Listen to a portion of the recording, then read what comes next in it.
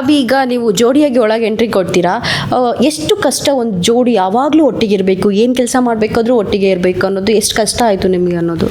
ತುಂಬ ತುಂಬ ತುಂಬ ತುಂಬ ಕಷ್ಟ ಆಗುತ್ತೆ. ನೀವೇ ಯೋಚನೆ ಮಾಡಿ, ನಿಮ್ಮ ಅಮ್ಮ ಯಾವಾಗಲೂ ನಿಮ್ಮ ಪಕ್ಕನೇ 24/7 ಕೂತಿರ್ತಾರೆ ಅಂದಾಗ ನಿಮಗೆ ಫೋನ್ ಯೂಸ್ ಮಾಡೋಕ್ಕೂ ಇರಿಟೇಟ್ ಆಗ್ತಾ ಇರುತ್ತೆ. ಇವಾಗ ವಾಶ್ರೂಮ್ಗೆ ಹೋಗ್ಬೇಕಾದ್ರು ವಾಶ್ರೂಮ್ಗೆ ಹೋಗಿ ಬರಲ್ಲ, ನೀವು ಹೊರಗಡೆ ನಿಂತಿರಬೇಕು, ಚೇಂಜಿಂಗ್ ರೂಮಲ್ಲೂ ಹೊರಗಡೆ ನಿಂತಿರಬೇಕು, ನಿಮ್ಗೊಂದು 5 ನಿಮಿಷನೂ ಅವ್ರು ಬಿಟ್ಟು ಇರೋಕ್ಕಾಗಲ್ಲ ಅಂತಂದರೆ ಇಟ್ ಈಸ್ ವೆರಿ ಹಾರ್ಡ್. ಆಮೇಲೆ ನಿಮ್ಮ ಅಮ್ಮ ಆದರೆ ಅಟ್ಲೀಸ್ಟ್ ಒಂದು ಕಂಫರ್ಟ್ ಇರುತ್ತೆ. ನಂಗೆ ಅಶ್ವಿನಿ ಅವ್ರು ಯಾರು ಅಂತಲೇ ಗೊತ್ತಿರಲಿಲ್ಲ ಅದಕ್ಕಿಂತ ಮುಂಚೆ. ಆಮೇಲೆ ನಾನು ನಿಮ್ಮನ್ನ ಇವಾಗ ಮೀಟ್ ಮಾಡ್ತಾಯಿದ್ದೀನಿ, ಇಬ್ಬರು ಜಂಟಿಯಾಗಿರಬೇಕು ಅಂತಂದಾಗ ನಾವಿಬ್ಬರು ಮಾತಾಡಲೇಬೇಕು. ನೀವು ವಾಶ್ರೂಮ್ ಹೋಗ್ಬೇಕಾದ್ರೆ ನಿಮ್ಮ ಜೊತೆ ಬರಲೇಬೇಕು. ಆಮೇಲೆ ನೀವೆಲ್ಲೋ ಮಲಗಿರ್ತಾರೆ, ನಿದ್ದೆ ಮಾಡ್ತಿರ್ತಾರೆ, ಮಧ್ಯರಾತ್ರಿ ನಾನು ವಾಶ್ರೂಮ್ಗೆ ಹೋಗ್ಬೇಕು, ಹೆಂಗರು ಎಬ್ಬರಿಸ್ಲಿ ಇವ್ರನ್ನ.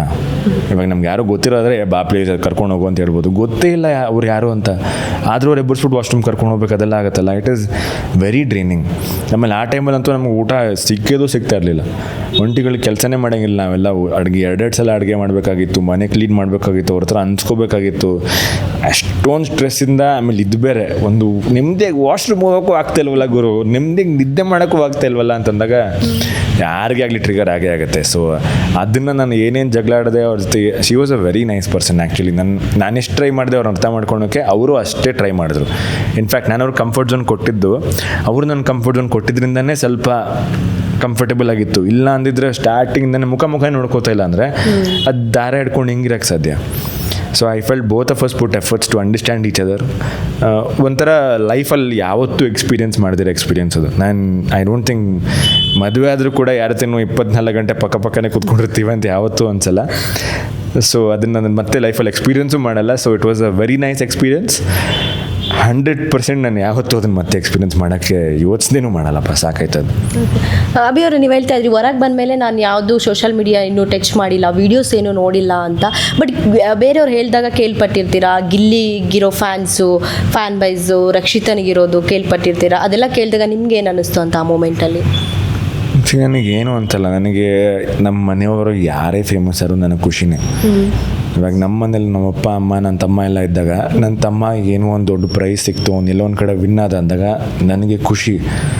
ನನ್ನ ತಮ್ಮಂಗೆ ಸಿಗ್ತಲ್ಲ, ವೆರಿ ಗುಡ್ ಅಂತ. ಸೇಮ್ ವೇ ನಮ್ಮ ಇವಾಗ ರಕ್ಷಿತ ಆಗಲಿ ಗಿಲ್ಲಿಗಾಗಲಿ ಅವ್ರಿಗೆ ಅಷ್ಟೊಂದು ಫ್ಯಾನ್ ಬೇಸ್ ಇದೆ, ಅಷ್ಟೊಂದು ಫ್ಯಾನ್ ಫಾಲೋಯಿಂಗ್ ಇದೆ ಅಂದರೆ ನನಗೆ ನಿಜವಾಗ್ಲೂ ಖುಷಿನೇ ಆಗ್ತದೆ.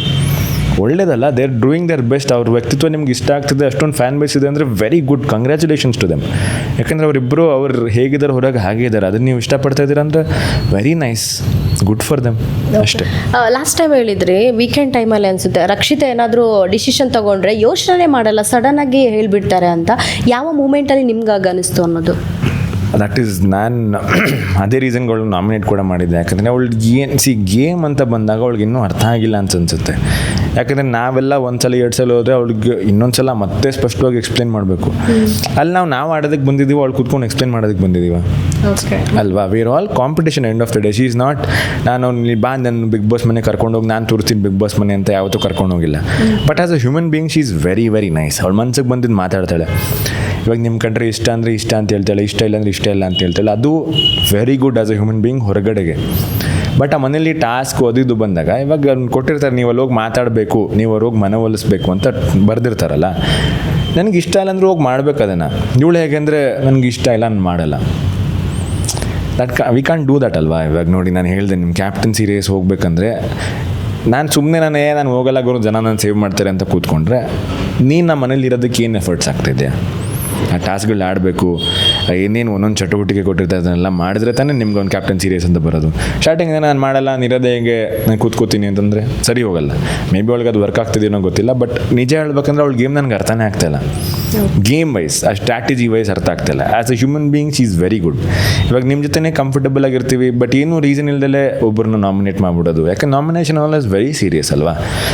ಒಂದು ಇನ್ಸಿಡೆಂಟ್ ಆಗುತ್ತೆ, ರಘುವ್ರನ್ನ ನಾಮಿನೇಟ್ ಮಾಡ್ತೀನಿ, ಅವಳು ಬಂದು ನನಗೆ ಹೇಳ್ತಾಳೆ ಸೀರಿಯಸ್ನೆಸ್ ಗೊತ್ತಾ ನಿಮಗೆ ಇದನ್ನು, ಹಂಗಂದ್ರೆ ಅವ್ರು ಹೊರಗೆ ಹಾಕಬೇಕು ಅದೆಲ್ಲ ನನಗೆ ಹೇಳ್ತಾಳೆ. ಎಷ್ಟು ಹೇಳ್ಕೊಂಡಿದ್ದಾಳೆ ಹುಡುಗಿ ಅಂತ ಹೇಳ್ತೀನಿ.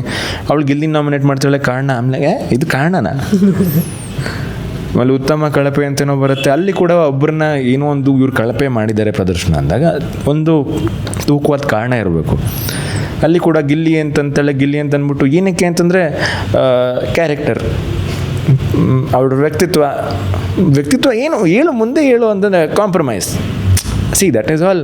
ಹೇಗೆ ಒಪ್ಕೊಳಕ್ಕೆ ಸಾಧ್ಯ ಅವೆಲ್ಲ ರೀಸನ್ಸ್? ಅದು ಗಿಲ್ಲಿಗೂ ಸರಿ ಅನ್ಸಲ್ಲ, ಇಡೀ ಮನೆಗೂ ಸರಿ ಅನ್ಸಲ್ಲ. ನೀವು ಯಾರ ಮೇಲೂ ಏನೋ ಹೇಳ್ತಾ ಇದ್ದೀರ ಅಂದರೆ ಕರೆಕ್ಟಾಗಿ ಹೇಳಿ ಅವ್ರ ಬಗ್ಗೆ ಏನು ಅಂತ. ಏನೂ ಗೊತ್ತಿಲ್ಲದಲೇ ಬರೀ ಒಂದೊಂದು ವರ್ಡಿಂದ ಇವಾಗ ನಾನು ಹೋಗಿ ನನಗೂ ಇಷ್ಟನೇ ಆದರೆ ಹೇಳೋಕ್ಕೆ, ಇವಾಗ ಇವ್ರನ್ನ ನಾಮಿನೇಟ್ ಮಾಡ್ತೀನಿ ಯಾಕೆ ನನ್ನ ಇಷ್ಟ ಅಂತ ಹೇಳಿ ಬಂದ್ಬಿಡ್ಬೋದು ತಾನೆ, ಎಷ್ಟು ಈಸಿ ಅದು ಹೇಳೋಕ್ಕೆ. ಬಟ್ ಏನಕ್ಕೆ ಕಾರಣಗಳು ಕೊಡಬೇಕು ಅಂದರೆ ಅವ್ರಿಗೂ ಅದು ಕರೆಕ್ಟ್ ಅನ್ನಿಸ್ಬೇಕು, ಜನಕ್ಕೂ ಕರೆಕ್ಟ್ ಅನ್ನಿಸ್ಬೇಕು ಅದನ್ನು. ಯಾಕಂದ್ರೆ ನಾವು ನೋಡಿರೋ ರೀತಿ ಒಂದಿರುತ್ತೆ ಅವ್ರ ಬಗ್ಗೆ, ನೀವೆಲ್ಲ ನೋಡಿರೋದು ಒಂದಿರುತ್ತೆ. ಅದು ಸರಿ ಅನ್ಸೋದು ಆ ರೀಸನ್ ಹುಡ್ಕೋದೇ ಅಲ್ಲಿ ಗೇಮು. ನೀನು ಏನೂ ಇಲ್ಲ ಅಲ್ಲಿ ಬಂದು ಸುಮ್ಮನೆ ಆರಾಮಾಗಿ ಎಂಜಾಯ್ ಮಾಡ್ಕೊಂಡು ನಾಮಿನೇಟ್ ಮಾಡ್ಬೇಕಾದ್ರೆ ಇವ್ರನ್ನ ಮಾಡ್ತೀನಿ ಯಾಕೆಂದರೆ ಸುಮ್ಮನೆ ಮಾಡ್ತೀನಿ ಅಂತಂದರೆ ಅದು ಸರಿ ಹೋಗಲ್ಲ. ಸೊ ಐ ಫೀಲ್ ಅದೇ she is a very nice human being, but ಅವಳ ಗೇಮ್ ನನಗೂ ಅರ್ಥ ಆಗ್ತಾಯಿಲ್ಲ ವಾಟ್ ಶಿ ಈಸ್ ಡೂಯಿಂಗ್ ಅಂತ. ಬಿಗ್ ಬಾಸ್ ಮನೆಯಲ್ಲಿ ಮಲ್ಲಮ್ಮನ ಎಲ್ಲರೂ ಅಮ್ಮನ ರೀತಿಯಲ್ಲಿ ಪ್ರೀತಿ ಕೊಡ್ತಾ ಇದ್ರಿ. ಮಲ್ಲಮ್ಮ ಅಂದ ತಕ್ಷಣ ನಿಮ್ಗೆ ಏನು ನೆನಪಾಗುತ್ತೆ ಬಿಗ್ ಬಾಸ್ ಮನೆಯಲ್ಲಿದ್ದಂಥ ಮಲ್ಲಮ್ಮ ಅವ್ರು ನೋಡಿದ ತಕ್ಷಣ ನನಗನ್ಸೋದು ಸ್ವೀಟ್ ಹಾರ್ಟ್. ಒಬ್ಬರ ಮೇಲೆ ಕೆಟ್ಟದ್ದು ಬಯಸ್ತಾ ಇರಲಿಲ್ಲ. ಆಮೇಲೆ ಯಾವುದೇ ಟಾಸ್ಕ್ ಆಗಲಿ ಅವ್ರ ವಯಸ್ಸಿಗೆ ಎಷ್ಟು ಬೇಗ ರೆಡಿಯಾಗಿ ಇಲ್ಲಿರೋ ಹುಡುಗಿರಿಗೆ ಎಷ್ಟು ಅಕ್ಕರ್ ಕೊಡೋರು ಗೊತ್ತಾ ಅವರು.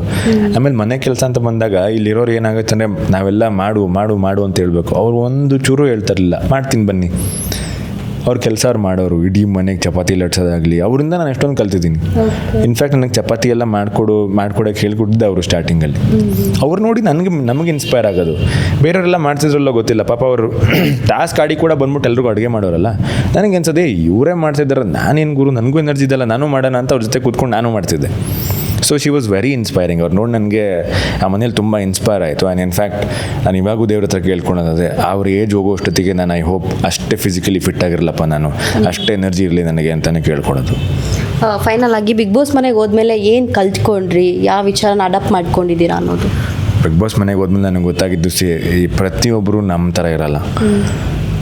ಒಬ್ಬೊಬ್ಬರು ಬೇರೆ ಬೇರೆ ಬೇರೆ ಥರ ಇರ್ತಾರೆ. ಆಮೇಲೆ ನಾವೆಲ್ಲರೂ ಒಳ್ಳೆಯವ್ರ ರೀತಿಯಲ್ಲೇ ನೋಡ್ತಾ ಇರ್ತೀವಿ.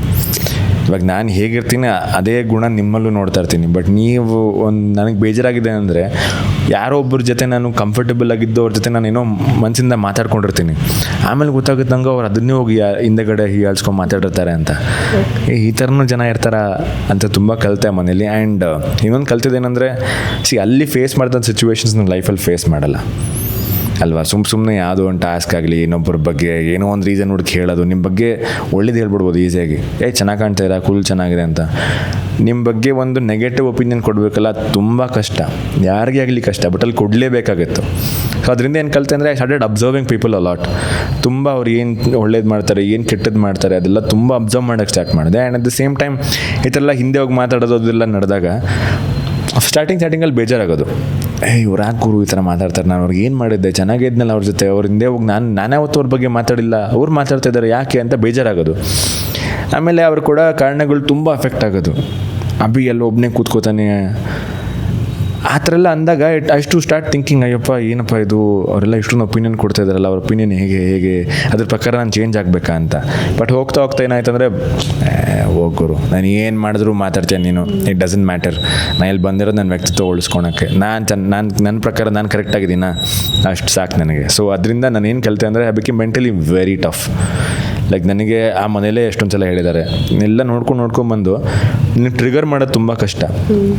ಕೋಪ ಬರಲ್ಲ ಅಂತಲ್ಲ, ಬಟ್ ಕೋಪ ಬಂದರೂ ತುಂಬ ರಿಯಾಕ್ಟ್ ಮಾಡೋದಿರೋದೇ ನಾನು ಆ ಮನೇಲಿ ಕಲ್ತಿದ್ದು. ಸಿಚುವೇಶನ್ಸ್ ಹೇಗೆ ಬರುತ್ತೆ, ಯಾರ್ಯಾರು ಹೆಂಗೆಂಗೋ ಮಾತಾಡ್ತಾರೆ, ಬಟ್ ಇಟ್ಸ್ ಓಕೆ, ಮಾತಾಡಿ, ಎಷ್ಟು ಮಾತಾಡ್ತೇನೆ ನೋಡೋಣ, ನಾನು ಟ್ರಿಗರ್ ಮಾಡಿ ನೋಡೋಣ. ಸೊ ಮೆಂಟಲಿ ತುಂಬ ಸ್ಟ್ರಾಂಗ್ ಅದೇ ನಾನು. ಅಲ್ಲ, ನಾನು ಅಂದ್ಕೊತಾ ಇರೋದು ಮನೇಲಿ ಎಲ್ಲರೂ ಅಷ್ಟು ಕೂಗಾಡ್ತಾರೆ, ಕಿರ್ಚಾಡ್ತಾರೆ, ಹೊಡೆಯೋ ರೇಂಜಿಗೆಲ್ಲ ಹೋಗ್ತಾರೆ, ಬಟ್ ಅಭಿಯವ್ರು ಯಾಕೆ ಅಷ್ಟೊಂದು ಕಾಮ್ ಆ್ಯಂಡ್ ಕೂಲಾಗಿರ್ತಾ ಇದ್ರು ಅಂತ ಯೋಚನೆ ಮಾಡ್ತಾ ಇದ್ದೆ. ಅದ್ರದ್ದೇನಾದರೂ ಸೀಕ್ರೆಟ್ ಇದೆಯಾ, ಕಾಮ್ ಆ್ಯಂಡ್ ಕೂಲಾಗೇ ಇರಬೇಕು ಯಾವಾಗಲೂ ಅನ್ನೋದು ನಿಮ್ಮದು? ಅಲ್ಲಿ ಒಂದೊಂದ್ಸಲ ಹೇಗಾಗುತ್ತೆ ಅಂದರೆ ನಮ್ಮ ಕಣ್ಮುಂದೆನೇ ಕಾಣ್ತಾ ಇರುತ್ತೆ, ಬೇಕಂತ ಮಾಡ್ತಿದಾರಲ್ಲ ಇವರು, ಇದೇನು ಆ ಥರ ಜಗಳ ಆಡೋ ವಿಷಯನ ಅಂತಲೇ ಅನ್ಸ್ಬಿಡುತ್ತೆ. ನಾನು ಕೇಳಿದ್ದೀನಿ ಹೇಳೋದನ್ನ, ಆಯಿತಾ, ಈ ಜಗಳ ಮಾಡೋ ವಿಷಯನ ಗುರು, ಇದಕ್ಕೋಸ್ಕರ ನೀನು ಅಷ್ಟೊಂದೆಲ್ಲ ಮಾಡಬೇಕಾ, ಅಷ್ಟೊಂದು ಬಟ್ಟ ಮಾಡೋ ನೆಸೆಸಿಟಿ ಇದೆಯಾ ಈ ವಿಷಯಕ್ಕೆ? ಸೊ ಅವಾಗ ಅಂದ್ಕೊಂಡದ್ದು ನಾನು, ಓ ಮೈ ಗಾಡ್, ನಾನು ಇಂಥ ಚಿಕ್ಕ ವಿಷಯಕ್ಕೂ ಕಾಣಿಸ್ಕೋಬೇಕು ಅಂತ ಹಿಂಗೆಲ್ಲ ಎಗರಾಡಿದ್ರೆ ನನ್ನ ಪ್ರೀತಿಸೋ ಜನ ಅವ್ರಿಗೆ ಹೇಗೆ ಕಾಣಿಸ್ಬೋದು? ನಾನಲ್ಲಿ ಇದ್ದಿದ್ದು ಹೇಗೆಂದರೆ, ನಾನು ಹೇಗಿದ್ದೀನಿ ಅಥೆಂಟಿಕ್ಕಾಗಿ ಜನ ನಾನು ಇಷ್ಟಪಡಲಿ. ನಾನು ಬರಿಯಲ್ಲಿ ನಾಟಕ ಮಾಡ್ತೀನಿ ಅನ್ನೋದಕ್ಕೆ ಇಷ್ಟಪಟ್ಟರೆ what's the use of that? Bigg Boss ಮನೆ ಬರೀ 3 ತಿಂಗಳು ಅಷ್ಟೇ ಅದರಿಂದ ಒಂದು ಜೀವನ ಇದೆ, ಅದರಿಂದ ನನ್ನೊಂದು ಫ್ಯಾಮಿಲಿ ಇದೆ, ಅದೆಲ್ಲ ಯೋಚನೆ ಮಾಡಬೇಕಾಗುತ್ತೆ. ನಾನು ಏನೋ ಬಂದು ಎಗರಾಡಿದೆ, ಅದರಿಂದ ನನಗೊಂದಷ್ಟು ಜನ ಫ್ಯಾನ್ಸ್ ಬಂದರು, what is the use of that? ಅದರಿಂದ ನಮ್ಗೆ ಏನೂ ಸಿಗಲ್ಲ. ಇನ್ಸ್ಟಾಗ್ರಾಮಲ್ಲಿ ಒಂದು 10,000 ಫಾಲೋಯಿಂಗ್ ಜಾಸ್ತಿ ಸಿಗ್ಬೋದು ಅಷ್ಟೇ. ಅದು ಬಿಟ್ಟು ನಿಮ್ಮ ಗುಣ.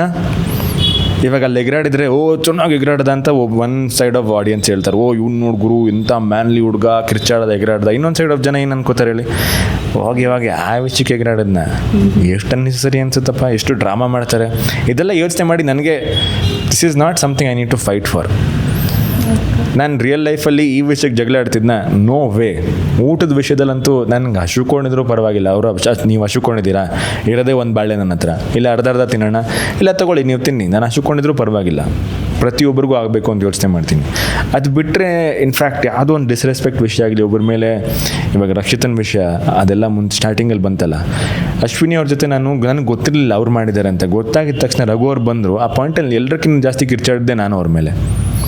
ಒಬ್ರಿಗೆ ತಪ್ಪಾಗ್ತಿದೆ ಅಂದಾಗ ನನ್ನ ವಾಯ್ಸ್ ರೇಸ್ ಮಾಡಿದ್ದೀನಿ ನಾನು.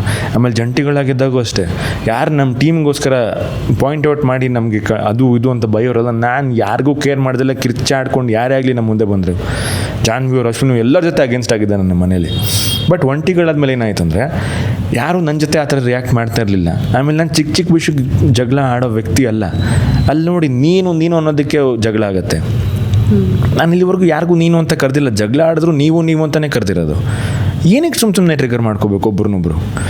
ಆಮೇಲೆ ಅಲ್ಲಿರೋದು ಜಗಳ ಆಡೋಕ್ಕೆ ಹೋಗಿಲ್ಲ ಯಾರು. ನನ್ನ ತಲೆದು ಅದೇ, ವೈ ಯು ಫೈಟಿಂಗ್ ಬ್ರೋ? ಏನಕ್ಕೆ ಜಗಳ ಆಡ್ತಾ ಇದ್ದೀರಾ? ನಾವಿಲ್ಲಿ ಏನಾದ್ರು ಬಂದು ಹೇಳಿದಾರೆ ಜಗಳ ಆಡೇ ಈ ಮನೇಲಿ ಇರಬೇಕು ಅಂತ? ಪ್ರಾಬ್ಲಮ್ ಇದೆಯಾ? We need to solve our problems and ಮುಂದೆ ಹೋಗಬೇಕು. ಮತ್ತು ಟಾಸ್ಕ್ಗಳೆಲ್ಲ ಯಾಕೆ ಕೊಡೋರಪ್ಪ? ಜಗಳ ಆಡ್ದೇ ಕಾಣಿಸ್ಕೋತೀಯ ಅಂದರೆ ಆ್ಯಕ್ಷನ್ ಅಂದ ತಕ್ಷಣ ಎಲ್ಲರೂ ಕಿರ್ಚಾಡಿ, ಚಿಕ್ಕ ವಿಷಯಕ್ಕೆ ಹುಡ್ಕಾಡ್ಕೊಂಡು ಕಿರ್ಚಾಡಿ ಅಂತ ಯಾವತ್ತೂ ಹೇಳಿಲ್ಲ ನಮಗೆ. ನಾವುಗಳೇ ಅಲ್ಲಿರೋರೇ ಸ್ವಲ್ಪ ಜನ ಅರ್ಥ ಮಾಡ್ಕೊಂಡಿರೋದು ರೀತಿ ಹೇಗೆ ಅಂದರೆ, ಮೇ ಬಿ ನಾನೇ ತಪ್ಪಾಗಿ ಅರ್ಥ ಮಾಡ್ಕೊಂಡಿದ್ದೀನಿ, ಅದಕ್ಕೆ ಮೇ ಬಿ ನಾನು ಹೊರಗಿದ್ದೀನಿ. ಮೇ ಬಿ ಕಿರ್ಚಾಡ್ಬೇಕಿತ್ತನೋ ಸುಮ್ಮನೆ ಇವಾಗ ಅನ್ನಿಸ್ತಿರೋದು ನನಗೆ. ಸುದೀಪ್ ಸರ್ ಒಂದ್ಸಲ ಅದನ್ನೇ ಹೇಳಿದ್ರು, ಸೀಸನ್ 12 ಅವರು ಕಿರ್ಚಾಡಿದ್ರೇ ಇರ್ತೀವಿ, ಕಾಣಿಸ್ಕೊಳ್ತೀವಿ ಅನ್ನೋ ಕಾರಣಕ್ಕೆ ಎಲ್ಲರೂ ಹಾಗೆ ಕಿರ್ಚಾಡ್ತಾ ಇದ್ದಾರೆ ಅಂತ ವೀಕೆಂಡ್ ಅಲ್ವಾ? ಸೊ ನಮಗೆ ಸುದೀಪ್ ಸರ್ ಏನು ಹೇಳ್ತಾರಲ್ಲ ಅದು ತುಂಬ ಇಂಪಾರ್ಟೆಂಟ್ ಆಗುತ್ತೆ. ನಾನಂತೂ ಅವ್ರನ್ನ ತುಂಬ ಒಳ್ಳೆ ಗುರು ಥರ ಫಾಲೋ ಮಾಡ್ತಿದ್ದೆ ಮನೇಲಿ. ಯಾಕಂದ್ರೆ ನಾವು ಯಾವಾಗಲೂ ಅವ್ರನ್ನ ನೋಡ್ಕೊಂಡೇ ಬೆಳೆದವ್ರು. I have a lot of respect towards him. ಅವ್ರು ಸ್ಟಾರ್ಟಿಂಗಲ್ಲಿ ಒಂದು ವಿಷಯ ಹೇಳಿದ್ರು, ಯಾವಾಗಲೂ ಕಿರ್ಚಾಡ್ಕೊಂಡೇ ಪ್ರಾಬ್ಲಮ್ ಸಾಲ್ವ್ ಮಾಡಬೇಕು ಅಂತೀನಿ. ಅದನ್ನು ನಾನು ತುಂಬ ಸೀರಿಯಸ್ ಆಗಿ ತೊಗೊಂಡೆ. ಯಾಕಂದ್ರೆ ಅವ್ರ ಮಾತು ನನಗೆ ತುಂಬ ಇಂಪಾರ್ಟೆಂಟ್ ಇತ್ತು. ಅದಕ್ಕೆ ನಾನು ಎಲ್ಲೂ ನೋಡಿ ಸುಮ್ಮನೆ ಕಿರ್ಚಾಡಲಿಲ್ಲ. ಯಾರ ಪರ ನಿಲ್ಲಬೇಕಾ ಅವಾಗ ನಿಲ್ತಿದ್ದೆ, ಇಲ್ಲಾಂದರೆ ಸೈಲೆಂಟಾಗಿ ಫಸ್ಟು ಕ್ಲಾರಿಟಿ. ಆಮೇಲೆ ಅವರೇ ಹೇಳಿದರು ಒಂದು ಕಡೆ, ಯಾವಾಗಲೂ ಬುಡ ನೋಡಬೇಕು. ನೀನು ಬುಡ ನೋಡೋಕ್ಕೆ ಯಾವಾಗ ಸಾಧ್ಯ? ಒಂದು ಸ್ಟೆಪ್ ಹಿಂದೆ ತೊಗೊಂಡಾಗ ಒಂದು ಕ್ಲಾರಿಟಿ, ಇವ್ರಾಗಿ ಜಗಳಾಡ್ತಾರೆ, ಇವ್ರಾಗಿ ಕಿರ್ಚಾಡ್ತಾರೆ ಅಂತ ಯೋಚನೆ ಮಾಡಿದಾಗ ಗೊತ್ತಾಗುತ್ತೆ ನಿಮ್ಗೊಂದು ಕ್ಲಾರಿಟಿ. ಏನಕ್ಕೆ ಪ್ರಾಬ್ಲಮ್ ಆಯಿತು, ಆವಾಗ ಹೋಗಿ ಪ್ರಾಬ್ಲಮ್ ಸಾಲ್ವ್ ಮಾಡಿದ್ರೆ ಜಗಳ ನಿಂತೋಗುತ್ತೆ. ಇವಾಗ ಯಾರು ಮಲಗಿದ್ದಾಗ ಎಬ್ಬರಿಸ್ಬೋದು ಮೇಡಮ್, ಮಲಗಿರೋ ಥರ ನಾಟಕ ಮಾಡ್ತಿದ್ದಾಗ ಏನು ಮಾಡಿದ್ರೆ ಎದ್ದೊಳಲ್ಲ ಅವರು. ಸೊ ನೀನು ಜಗಳನೇ ಮಾಡಬೇಕು ಅಂತ ಬಂದರೆ ಜಗಳ ಮಾಡ್ತೀಯ. ಸೊ ನಾನು ಆ ಥರ ಯೋಚನೆ ಮಾಡ್ತೀನಿ. ನನಗೆ ಆ ಮನೇಲಿ ಇರೋದಕ್ಕೆ ನನಗೆ ಗೊತ್ತಿಲ್ಲ. ಫಸ್ಟ್ ಆಫ್ ಆಲ್ ನಾನು ರಿಯಾಲಿಟಿ ಶೋಸ್ ಅವೆಲ್ಲ ನೋಡ್ಕೊಂಬಂದಿಲ್ಲ. ಎಷ್ಟು ಜಗಳ ಆಡಬೇಕು, ಏನಕ್ಕೆ ಜಗಳ ಆಡಬೇಕು. ಬಿಗ್ ಬಾಸ್ ನೋಡಿರ್ಲಿಲ್ವಾ? ನಾನು ಯಾವತ್ತೂ ಬಿಗ್ ಬಾಸ್ ನೋಡಿರಲಿಲ್ಲ. ಇಲ್ಲ ಆಫರ್ ಬಂದಾಗ ಕೂಡ ನನಗೆ ಅದೇ ಭಯ ಇತ್ತು, ಅಯ್ಯೋ ಬಿಗ್ ಬಾಸ್ ನಾನು ಯಾವತ್ತೂ ಮಾಡಿಲ್ಲ ಅಂತ. ಮನೆಗೆ ಬಂದು ಕೇಳಿದಾಗ ಇಲ್ಲ ಕಣೋ, ಒಂದ್ಸಲ ನೆಗೆಟಿವ್ ಆಗಿಬಿಟ್ರೆ ಆಗ್ಬಿಡ್ತಾರೆ ಅದು ಇದು ಅಂತೆಲ್ಲ ಬಂತು. ಬಟ್ ನಂಗೆ ತಲೆಗೆ ಬಂದಿದ್ದು ಅದೇ, ನಾನು ಮನೇಲಿ ಹೇಗಿರ್ತೀನಿ ಹಾಕ್ಬಿಟ್ರೆ ಆಗ್ತೀನಿ ತಾನೆ. ಅವರೇ ನೆಕ್ಸ್ಟು ನನ್ನ ಬಾಯಲ್ಲೇ ಮಾತಾಡಿಸಿ ಹತ್ರ ಏನೂ ಮಾಡಲ್ಲ. ಸೊ ಆದಷ್ಟು ನಾನಿದ್ದರೆ ಐ ಡೋಂಟ್ ಥಿಂಕ್ ಹೊರಗಡೆ ನೆಗೆಟಿವ್ ಆಗಿ ಪೋಟ್ರೆ ಆಗುತ್ತೆ ಅಂತ. So I tried my best to be myself. ಇವಾಗ ಚಿಕ್ಕ ವಿಷಯಕ್ಕೂ ನೀನು ಜಗಳ ಆಡ್ತೀಯ ಅಂತಂದರೆ, ನೀನು ಹೊರಗಡೆ ಇದ್ದಾಗೂ ನಿಜವಾಗ್ಲೂ ಆ ವಿಷಯಕ್ಕೆ ಜಗಳ ಆಡ್ತಿದ್ದ ನೀನು? ನಾನಂತೂ ಆಡ್ತಿರ್ಲಿಲ್ಲಪ್ಪ. ಅಲ್ಲ, ಈಗ ನೀವು ಬಿಗ್ ಬಾಸ್ ಮನೆಗೆ ಸೆಲೆಕ್ಟ್ ಆಗಿದ ತಕ್ಷಣ, ಅವ್ರಿಗೆ ಕಾಲ್ ಬಂದಿದ ತಕ್ಷಣ ಮನೆಯವ್ರಿಗೆ ಇನ್ಫಾರ್ಮ್ ಮಾಡ್ತೀರಾ? ಮನೆಯವರೆಲ್ಲ ಒಪ್ಕೊಂಡ್ರ? ಏನಾದರೂ ರೀಸನ್ಸ್ ಹೇಳಿದ್ರ ಅನ್ನೋದು? ಅಮ್ಮ ಬಿಗ್ ಬಾಸ್ ಫ್ಯಾನ್. ಅವ್ರು ನಾನೇ ಎಷ್ಟೊಂದು ಸಲ ಎಷ್ಟು ಸಲ ನೋಡ್ತೇಮ್ಮ ಶೋನ, ಬರೀ ಅದನ್ನೇ ನೋಡ್ತಿರ್ತೀಯಲ್ಲ, ಬಾ ನಮ್ಮ ಜೊತೆ ಮಾತಾಡು ಅಂತೆಲ್ಲ ಹೇಳ್ತಿದ್ದೆ. ಬಟ್ ಅವ್ರಿಗೆ ಬಿಗ್ ಬಾಸ್ ಅಂದರೆ ತುಂಬ ತುಂಬ ತುಂಬ ಇಷ್ಟ. ಒಂದು ಎಪಿಸೋಡು ಬಿಟ್ಟಿರ್ತಾರಲ್ಲ ಅವರು. ಸೊ ಅವ್ರನ್ನ ಕೇಳಿದಾಗ ನಂಗೆ ಇನ್ನೊಂದು ಏನಿತ್ತು ಅಂದರೆ, ಅಮ್ಮ ಅಷ್ಟು ನೋಡ್ತಾರಲ್ಲ ಶೋನ, ನಾನು ಹೋದರೆ ಅವ್ರು ಇಷ್ಟಪಡ್ತಾರೆ ಅಂತ ಇತ್ತು. ಬಟ್ ನಾನು ಬಂದು ಕೇಳಿದೆ, ಬಿಗ್ ಬಾಸ್ಗೆ ಹೋಗ್ತಾಯಿದ್ದೀನಿ ನಾನು ಅಂತ ಹೇಳಿದಾಗ, ಇಲ್ಲಿಗೆ ಯೋಚನೆ ಮಾಡು, ಅಷ್ಟು ಈಸಿ ಎಲ್ಲ ಕಣು, ಎಲ್ಲ ಕಿರ್ಚಾಡ್ತಿರ್ತಾರೆ ಕಣೋ, ನೀನು ಕಿರ್ಚಾಡಬೇಕು. ನಾನು ಅದಲ್ಲಿ ಏನಿದೆಮ್ಮ, ನಾನು ಕಿರ್ಚಾಡ್ತೀನಿ. ಸೊ ವಾಟ್ಸಿಟ್ ಯಾರೋ ನನ್ನ ಜೊತೆ ಬಂದು ಏನೋ ಮಾತಾಡಿದಾಗ, ನಾನೇನು ಸಾಧುನಾ, ನಾನೇನು ದೇವರಲ್ಲ, ನನಗೂ ಕೋಪ ಬರುತ್ತೆ. ಬಟ್ ಆ ಸಿಚುವೇಶನ್ ಇರಬೇಕು. ಇವಾಗ ಯಾರೋ ಕಿರ್ಚಾಟ್ರ ಮಧ್ಯೆ ನಾನು ಹೋಗಿ ಕಿರ್ಚಾಡ್ರೆ ಅದೇ ಸ್ಟುಪಿಡಿಟಿ ಆಗ್ತದಲ್ವ. ಯಾರು ನನ್ನ ಜೊತೆ ಜಗಳನೇ ಮಾಡ್ತಿದ್ದು, ನನಗೆ ಜಗಳ ಮಾಡಲಿ. ಆಮೇಲೆ ಇನ್ನೊಂದು ಹೇಳಿದ್ರು, ಸ್ವಲ್ಪ ನೆಗೆಟಿವ್ ಆಗಿ ಪೋಟ್ರೆ ಆಗ್ಬೋದು, ಅದು ಇದೆಲ್ಲ ತುಂಬ ಕೇರ್ಫುಲ್ ಆಗಿರಬೇಕು ಅಂತೆಲ್ಲ ಅಂದಾಗ ನನಗೆ ವಿಚಾರ ಹೇಳಿ ಕಳಿಸಿದ್ರು ನಿಮಗೆ? ನಾನು ಫಸ್ಟ್ ಆಫ್ ಆಲ್ ಅವ್ರಿಗೆ ಹೇಳಿದ್ದೆ, ನೋಡಿ ನನಗೇನು ಹೇಳ್ಬಿಡಿ, ನಾನೊಂಥರ ಪ್ಲೇನ್ ಬುಕ್ಕಾಗಿ ಹೋಗಿ ಪ್ಲೇನಾಗಿ ಎಕ್ಸ್ಪೀರಿಯೆನ್ಸ್ ಮಾಡ್ಕೊಂಬರಿ ಬಿಗ್ ಬಾಸ್ನ. ಇವಾಗ ಏನಾಗುತ್ತೆ ಗೊತ್ತಾ, ಸಿ ಒನ್ ಟ್ಯಾಗ್ ಲೈನ್ ಇದೆ, ಬಿಗ್ ಬಾಸ್ ಒಂದು ವ್ಯಕ್ತಿತ್ವಗಳ ಆಟ ಅಂತ. ನಾನು ಮುಂಚೆನೇ ಯಾರು ಏನು ಮಾಡಿರೋದನ್ನು ನೋಡ್ಕೊಂಡು ಹೋಗಿದ್ರೆ ನಾನು ಹೋದ್ರೂ ಕೂಡ I would automatically try to be like them. ಇವಾಗ ಅದು ವರ್ಕ್ ಆಗಿದೆ ಅಂತ ಯಾರು ಹೇಳಿರ್ತಾರೆ ಅಂದ್ಕೊಳ್ಳಿ, ನನಗೆ ಗೊತ್ತಿಲ್ಲದೆ ಅಲ್ಲಿ ಬಿ ಲೈಕ್ ಅವ್ರ ಜೊತೆ ಅವ್ರ ಥರ ಆಡಿದ್ರೆ ಗೆಲ್ತೀನಿ, ಮೇ ಬಿ ಅದೇ ಕಾಣಿಸ್ಕೊಂಡ್ರೆ ಅದೇ ಅಂತೆಲ್ಲ ಬಂದ್ಬಿಟ್ಟಿರೋದು. ನಾನು ನೋಡಲಿಲ್ಲ, I wanted to be myself. ಆಮೇಲೆ ಅಲ್ಲೂ ಕೂಡ ಬಿಗ್ ಬಾಸ್ ಮನೆ ಎಂಟರ್ ಹಾಕಿನ ಮುಂಚೆ ಕೇಳೋರು, ನೀವು ನೋಡಿದ್ದೀರ ಮುಂಚೆ ಸೀಸನ್ಸ್ ಅಂತ? ನೋಡಿರಲಿಲ್ಲ. ಎಕ್ಸ್ಪೀರಿಯನ್ಸ್ನ ನೀವು ಹೋಲ್ ಹಾರ್ಟೆಡಾಗಿ ಯಾವಾಗ ಎಂಜಾಯ್ ಮಾಡೋಕ್ಕಾಗುತ್ತೆ ಹೇಳಿ? ಏನೂ ಗೊತ್ತಿಲ್ಲದಲ್ಲೇ ಹೋದಾಗ ಎವ್ರಿಥಿಂಗ್ ಫೀಲ್ ಸೋ ನ್ಯೂ. ಮೈ ಗಾಡ್, ಎಂಥ ಎಕ್ಸ್ಪೀರಿಯನ್ಸ್ ಇದು ಅಂತ ಅನಿಸುತ್ತೆ. ಗೊತ್ತಿದ್ದರೆ ಅವಾಗ ನಾವು ಕಂಪೇರ್ ಮಾಡೋಕ್ಕೆ ಸ್ಟಾರ್ಟ್ ಮಾಡ್ತೀವಿ. ಅವ್ರ ಸೀಸನಲ್ಲಿ ಹಂಗಿತ್ತು, ಓಕೆ, ಅವ್ರ ಸೀಸನಲ್ಲಿ ಹಂಗಿತ್ತು, ಈ ಸೀಸನಲ್ಲಿ ಹಿಂಗಿತ್ತು, ಅದೆಲ್ಲ ಕಂಪೇರ್ ಮಾಡೋಕ್ಕೆ ಸ್ಟಾರ್ಟ್ ಮಾಡ್ತೀವಿ. ನಂಗೆ ಅದು ಬೇಕಾಗಿರಲಿಲ್ಲ. ಹೋಗಿ ಹಾರ್ಟ್ಫುಲ್ಲಿ experience everything and come out with beautiful memories. ಅಷ್ಟೇ ನಾನು ಮಾಡಿದ್ದು. ಬಿಗ್ ಬಾಸ್ ಮನೆಯಿಂದ ಹೊರಗೆ ಬಂದಮೇಲೆ ಅಮ್ಮ ಏನು ರಿಯಾಕ್ಟ್ ಮಾಡಿದ್ರು ಅಂತ ಫಸ್ಟು ಅಮ್ಮಂಗೆ ಬೇಜಾರಾಯಿತು ನಾನು ನೋಡಿ, ಬೇಗ ಬಂದ್ರಿ ಅದು ಕರೆಕ್ಟ್. ಅದಾದಮೇಲೆ ಇನ್ನೊಂದು ನನ್ನ ಫೇಸ್ ಎಲ್ಲ ಎಳೆದೋಗಿದ್ದು ನೋಡಿ, ಶಿ ವಾಸ್ ವೆರಿ ಅಪ್ಸೆಟ್. ಅದು ಎಲ್ರಿಗೂ ಆಗುತ್ತಲ್ವ, ನಮ್ಮ ಜೊತೆ ಇರೋರು, ನಮ್ಮ ಮನೇಲಿರೋರು ಯಾರು ಒಂದಷ್ಟು ಹೊರಗೆ ಹೋದ್ರೆ ಆಬ್ವಿಯಸ್ಲಿ ಬೇಜಾರಾಗುತ್ತೆ ಅವ್ರಿಗೆ. ಬಟ್ ಹೊರಗೆ ಬಂದಾಗ ಅದೇ ಬೇಜಾರು ಪಡಿಸಿದ್ರು. ಬಟ್ ನನಗೆ ಅವ್ರು ಕೇಳಿದ್ದೆ ಅದು, ಆರ್ ಯು ಓಕೆ? ಯಾಕೆ ನನಗೆ ತುಂಬ ಕಾಂಪಿಟೇಟಿವ್ ಸ್ಪಿರಿಟ್ ಇದೆ. ನನಗೆ ಹೆಂಗಂದರೆ ನನ್ನ ಕೈ ಮುರಿದೋರು ಪರವಾಗಿಲ್ಲ, ಟಾಸ್ಕ್ ಆಡ್ಬೇಕಾದ್ರೆ ಆಡಲೇಬೇಕು, ಕೈ ಗಿವ್ ಅಪ್ ಮಾಡೋ ತನಕ ಆಡಬೇಕು ಅಂತಿತ್ತು. ಅದೇ ಸೇಮ್ ಇವಾಗ ಈ ಬಿಗ್ ಬಾಸ್ ಮನೇಲೂ ಕೂಡ ಇವೊಂದು I was getting very very weak. ನಾನು ಯಾವತ್ತೂ ಅದನ್ನು ಗೇಮಲ್ಲಿ ತರಲೇ ಇಲ್ಲ. ಪರವಾಗಿಲ್ಲ, ವೀಕ್ ಆದರೂ ಪರವಾಗಿಲ್ಲ, ಇನ್ನೊಂದು 5 ವಾರ ತಡ್ಕೊಂಡು ಇದ್ಬಿಟ್ಟು ಹೊರಗಡೆ ಹೋಗಿ ವಿಲ್ ಗೆಟ್ ಬ್ಯಾಕ್ ಅಂತಲೇ ಇದ್ದಿದ್ದು. So I try to be like that. ಮಾತಾಡೋ ವಿಷಯದಲ್ಲ, ಟಾಸ್ಕ್ ನನ್ನ ಪ್ರಕಾರ ಫಿಸಿಕಲ್ ಅದೆಲ್ಲ ಬಂದಾಗ ಟಾಸ್ಕಲ್ಲೇ ಇದ್ದಿದ್ದು. ಇನ್ಫ್ಯಾಕ್ಟ್ ಲಾಸ್ಟ್ ವೀಕ್ ಕೂಡ ಇವನ್ ನಾನು ಬರೋಕ್ಕಿಂತ ಮುಂಚೆ ನನ್ನ ಜೊತೆ ಟಾಸ್ಕ್ ಆಡ್ಬೇಕಾದ್ರೆ ಯಾರಿದ್ರು, ರಘು ಸರ್ ಇದ್ದರು, ರಜತ್ ಅವರು ಇದ್ದರು, ಸೂರಜ್ ಅವರು ಇದ್ದರು. ಆದರೂ ಅವ್ರನ್ನೆಲ್ಲ ಟಕ್ಕರ್ ಮಾಡಿಕೊಂಡು ಫೈನ್ ಕ್ಯಾಪ್ಟನ್ ಆಫ್ಕೋರ್ಸ್. ಅದಕ್ಕಿಂತ ಇನ್ನೇನು ಇಂಪಾರ್ಟೆಂಟ್ ಹೇಳಿ, ನನಗೆ ಬಂದಾಗ ಸುದೀಪ್ ಸರ್ ಹೇಳಿದ್ದು ಕೂಡ, ಅವರು ಹೇಳಿದ್ರು ಒಳ್ಳೆ ವ್ಯಕ್ತಿತ್ವ ಇದೆ, ಕಂಟಿನ್ಯೂ ದ ಸೇಮ್ ಅಂತ. ಅದಕ್ಕಿಂತ ದೊಡ್ಡ ಟ್ರೋಫಿ ಏನು ಬೇಕು? ನಾನು ಯೋಚನೆ ಮಾಡಿದ್ದೇನು, ವ್ಯಕ್ತಿತ್ವಗಳ ಆಟ. ವ್ಯಕ್ತಿತ್ವ ಉಳಿಸ್ಕೊಂಬನ್ನ, ಆ ವ್ಯಕ್ತಿತ್ವಕ್ಕೆ ಒಂದು ಕಾಂಪ್ಲಿಮೆಂಟ್ ಸಿಗ್ತಾ, ಐ ಫೀಲ್ ಐ ಒನ್. ಇನ್ನೇನು ಬೇಕು? ಅಲ್ಲಿ ಸುದೀಪ್ ಸರ್ ನೀವನ್ನ ಒಳ್ಳೆ ವ್ಯಕ್ತಿ ಆ ಥರ ಎಲ್ಲ ಹೊಗಳ್ತಾ ಇದ್ರು ನೀವೇನೂ ರಿಯಾಕ್ಟ್ ಮಾಡಲಿಲ್ಲ, ಸುಮ್ಮನೆ ನಿಂತ್ಕೊಂಡು ಬಿಟ್ಟಿದ್ರಿ, ಯಾಕೆ ಅನ್ನೋದು? ಫಸ್ಟ್ ಆಫ್ ಆಲ್ ನನಗೆ ಶಾಕಲ್ಲಿತ್ತು. ಯಾಕಂದ್ರೆ ನಾನು ಹೊರಗೆ ಬರ್ತೀನಿ ಅಂತ ನಾನು ನಿಜವಾಗ್ಲೂ ಅಂದ್ಕೊಂಡಿರಲಿಲ್ಲ. ಯಾಕಂದರೆ ಆ ವಾರ I gave my everything. Literally ಎಷ್ಟೇ ಡ್ರೈನ್ ಆದರೂ ನನಗೆ ಓಡಾಡೋಕ್ಕೆ ಎನರ್ಜಿ ಇಲ್ಲ ಅಂದರೂ I went and I played games. ಆಮೇಲೆ ರಜತ್ ಅವರು, ರಘು ಅವರೆಲ್ಲ ಬಾಲ್ ಹಿಡ್ಕೊಂಡು ನಿಂತಿದ್ದಾಗ I post both of them and ball ಕಿತ್ಕೊಂಡೆ ನಾನು. ಅವರಿಬ್ಬರು ಎಷ್ಟು ಘಟ್ಟಗಳು. ನನಗೆ ಎಲ್ಲೊಂದು ಕಡೆ ಆ ಖುಷಿ ಸಿಕ್ತು, ನನಗೆ ಏನೋ ಶಕ್ತಿ ಮೀರ್ ಆಡ್ತಾ ಇದೆಯಾ ಅಂತ. ಶಕ್ತಿ ಮೀರ್ ಆಡಿ ಕ್ಯಾಪ್ಟನ್ ಆದೆ. So I thought maybe ಇದೊಂದು ಆಪರ್ಚುನಿಟಿ ಇತ್ತು ನನಗೆ. ಲಾಸ್ಟ್ ವೀಕ್ ಕ್ಯಾಪ್ಟನ್ಸಿ ಬಂದಾಗ ಆ ಮ್ಯಾನೇಜರ್ ರೋಲಿಂದ I couldn't be myself. ನಾನಾಗಿರೋಕ್ಕೆ ಸಾಧ್ಯ ಆಗಿರಲಿಲ್ಲ. ಸೊ ಇನ್ನೊಂದು ಎಕ್ಸ್ಪೆಕ್ಟೇಷನ್ ಇತ್ತು, ಈ ವಾರ ಕ್ಯಾಪ್ಟನ್ ಆದ್ನಲ್ಲ, ಈ ಸಲ ಅಂತೂ ಚಿತ್ರಾನ್ನ ಮಾಡೋಣ ಅಂತಲೇ ಅಂದ್ಕೊಂಡಿದ್ದೆ. But unfortunately I came out. ಅವಾಗ ಇನ್ನೂ ನಾನು ಶಾಕಲ್ಲೇ ಇದ್ದೆ. ನಾನು ಎಲಿಮಿನೇಟ್ ಆಗಿ ಅದು ಎಂಡ್ ಅಂತ ಬೋರ್ಡ್ ಬಂದು 5 ನಿಮಿಷದಲ್ಲಿ ಸುದೀಪ್ ಸರ್ ಮುಂದೆ ಇದ್ದಿದ್ದು ನಾನು, 5-10 ನಿಮಿಷದಲ್ಲಿ. ಸೊ ಆ ಶಾಕಲ್ಲಿ ಏನು ಮಾತಾಡಬೇಕು ಪ್ರೋಸೆಸ್ ಮಾಡೋಕ್ಕೆ ಆಗ್ತಾಯಿಲ್ಲ ನನಗೇನು. ಇಲ್ಲಿ ಬಂದು ನನ್ನ ಫ್ಯಾಮಿಲಿ ಕೂತಿದ್ದಾರೆ, ಸುದೀಪ್ ಸರ್ ಮುಂದೆ ಇದ್ದಾರೆ. ಫಸ್ಟ್ ಆಫ್ ಆಲ್ ಅವ್ರು ನೋಡಿದ್ರೆ ಒಂಥರ ಗಾಬರಿ ಆಗುತ್ತೆ, ಅಟ್ಲೀಸ್ಟ್ ಫಾರ್ ಮೀ. ಆ ಶಾಕಲ್ಲಿ I didn't know how to react. So maybe ಅದಕ್ಕೆ ನಿಮ್ಗೆ ಅನಿಸಿರ್ಬೋದು ಅಷ್ಟೇ. ಅಭಿಷೇಕ್ ಸರ್ ಇಷ್ಟೊತ್ತು ನಿಮ್ಮ ಜರ್ನಿ ಬಗ್ಗೆ ಮಾತಾಡ್ತಾ ಇದ್ದು, ಯಾರ್ಯಾರು ಹೆಂಗೆ ಅಂತ ಒಂದು ವರ್ಡಲ್ಲಿ ಏನು ಬೇಕಾದ್ರೆ ಅವ್ರಿಗೆ ಕಂಪೇರ್ ಮಾಡ್ತಾ ಹೋಗ್ಬೋದು. ಒಂದೊಂದು ಹೆಸರು ಹೇಳ್ತಾ ಹೋಗ್ತೀನಿ. Okay, Dhanush best friend, Dhruva unpredictable, Ashwini ಯಾರು?